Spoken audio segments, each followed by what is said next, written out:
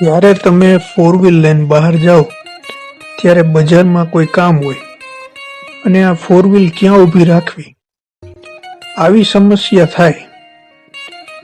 એવી જ એક સમસ્યા સાથે સાઉથની એક ફિલ્મ આવી છે જેનું નામ છે પાર્કિંગ.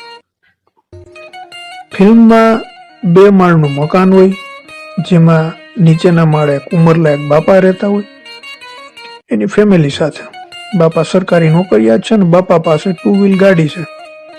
જ્યારે ઉપરના માળે એક જુવાન જણરિયા છે પોતાની ગર્ભવતી પત્ની સાથે. જુવાન આઈટી કંપનીમાં કામ કરે છે ને એની પાસે 4 વ્હીલ ગાડી છે અને આ બંને પરિવાર ભાડે રહે છે આ મકાનમાં. ફિલ્મમાં શરૂઆતમાં 20 મિનિટ કંટાળો આવે છે. પછી એક દિવસ જુવાનની 4 વ્હીલમાં નીચેવાળા ગઈઢા બાપાથી સ્ક્રેચ થઈ જાય અને જુવાનનો મગજ વયો જાય. થોડી લપજપ થાય એટલે મામલો મકાન માલિક પાસે પહોંચે. મકાન માલિક કહે, ભાઈ 4 વ્હીલ રાખવાની જગ્યા છે તો 4 વ્હીલ રહે, તમે તમારું 2 વ્હીલ થોડુંક સાઈડમાં પાર્કિંગ કરી દો. અને બાપો આખો સમસમી જાય. બીજે દી નવી 4 વ્હીલ છોડાવે અને 4 વ્હીલ અહીંયા પાર્કિંગ કરી દે.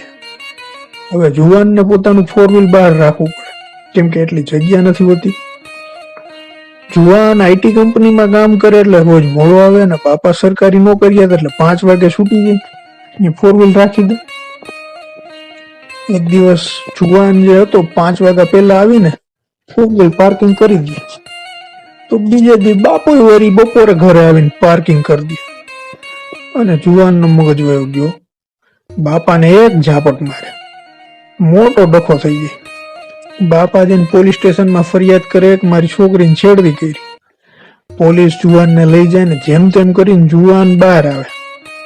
પછી જુવાને બાપાને ને રિશ્વત લેવાના ગુનામાં ગિરફ્તાર કરાવે. આનો ખાર રાખીને બાપા એના 4 વ્હીલના જે ટાયરના નટ બોલ હોય એ ઢીલા કરી નાખે. જુવાન માંડ બચ્યો પણ જુવાન ખારો જૂજવા જેવો થઈને બાપાને મારવા જાય. પછી આગળ શું થાય એ જાણવું હોય તો ફિલ્મ જુઓ પાર્કિંગ. ફિલ્મ મને તો બહુ સારી લાગી.